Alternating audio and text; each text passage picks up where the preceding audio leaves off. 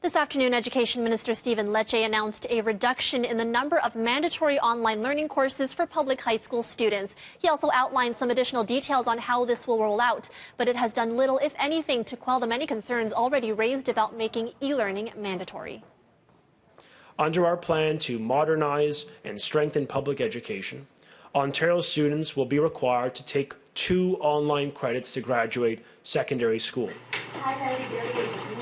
That's 2 mandatory online credits instead of the original 4, a minor rollback on the province's initial plan. The online course requirement will begin in September 2020, with public consultations on its implementation being held in the coming months. Some examples of the courses that will be offered in the next school year: Grade 11 Biology, Grade 12 Data Management, and Grade 10 Career Studies. The Education Minister has also promised that all publicly funded secondary schools will have access to reliable internet services in all regions of the province by September 2020. But although Lecce maintains he has students' interests in mind, critics say students will suffer. 2 courses, 1 course, mandatory online courses, there is nothing that shows that will be effective and a good way of learning for our students.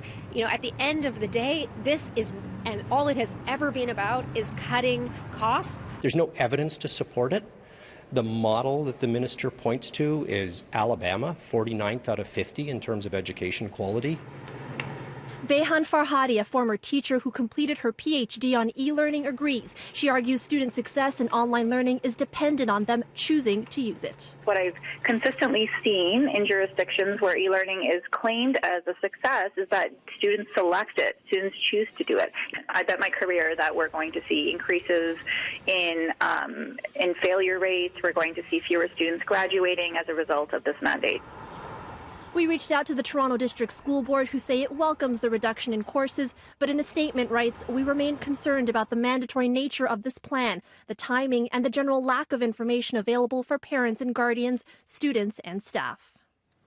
Now, in addition to the public consultations announced by the Education Minister today, the TDSB says parents will also have the opportunity to provide feedback on mandatory e-learning this winter as part of a previously planned consultation.